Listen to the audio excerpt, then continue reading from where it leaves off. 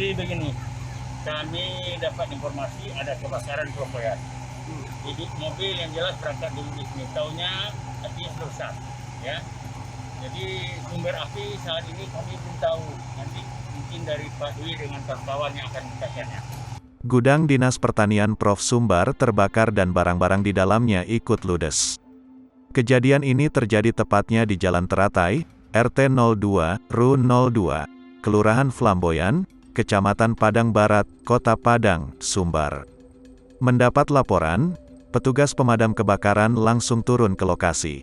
Lantaran lokasi gudang berada di lokasi pemukiman padat sehingga masyarakat ramai datang ke lokasi.